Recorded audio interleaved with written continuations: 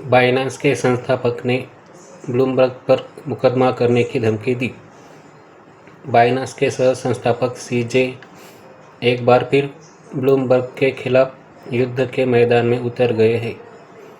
उन्होंने हालिया एक रिपोर्ट की कड़ी निंदा करते हुए कानूनी कार्रवाई की धमकी दी है, जिसमें उन्हें डोनाल्ड ट्रंप के सहयोगी उद्यम वर्ल्ड लिबर्टी फाइनेंशियल द्वारा समर्थित एक स्टेबल कॉइन से जोड़ा गया था। एक्स पर एक विस्फोटक पोस्ट में सीजे ने इस लेख को हिट पीस बताते हुए खारिज कर दिया और कहा कि यह इतनी तथ्यात्मक त्रुटियों से भरा है कि उन्हें यह भी नहीं पता कि कहाँ से शुरू करें। उन्होंने गंभीर लहजे में यह भी जोड़ा, हो सकता है कि मुझे मानहानि के लिए उन पर फिर से मुकदमा करना पड़े। ब्लूमबर्ग की विवादास्पद रिपोर्ट का मुख्य दावा ये है कि बाइनेंस ने WLF के स्टेबल कॉइन USD1 के लिए प्रारंभिक स्मार्ट कॉन्ट्रैक्ट कोड विकसित करने में महत्वपूर्ण भूमिका निभाई थी।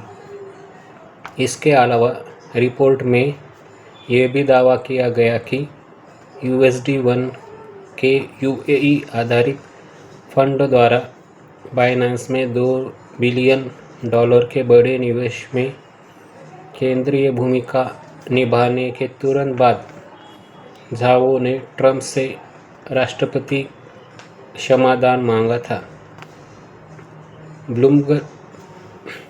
ब्लूमबर्ग द्वारा उद्धृत ब्लॉकचेन डेटा से पता चलता है कि USD1 के 90% से अधिक टोकन अभी भी बाइनेंस के वॉलेट में है, जिससे संभावित रूप से पता चलता है कि USD1 के 90% से अधिक टोकन अभी भी बाइनेंस के वॉलेट में है,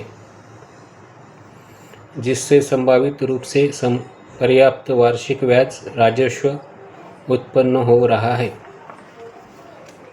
सीजे और ब्लूमबर्ग के लिए ये कोई नया मामला नहीं है। झाओ ने एक पुरानी घटना का जिक्र किया जहां ब्लूमबर्ग के चीनी संस्करण ने 2022 के एक लेख के लिए माफ़ी मांगी थी और उसे वापस ले लिया था, जिसमें बाइनेंस पर पोंजी स्कीम चलाने का झूठा आरोप लगाया गया था। मौजूदा आरोप ट्रंप के बढ़ते क्रिप्टो हितों पर चल रही जांच और अमेरिका में झाओ की पिछली कानूनी उलझनें राजनीति, वित्त और क्रिप्टो दुनिया के बीच के जटिल संबंधों के बारे में महत्वपूर्ण सवाल खड़े करते हैं। इस बढ़ते कानूनी टकराव में दाव असाधारण रूप से ऊंचे हैं, जिसके बाइनेंस की प्रतिष्ठा और उच्च प्रोफाइल राजनीतिक हस्तियों से जुड़े स्टेबल कॉइन की व्यापक धारणा दोनों पर गंभीर प्रभाव पड़ेंगे। और इसी प्रकार की जानकारी के लिए हमारे चैनल से जुड़े रहिए। धन्यवाद।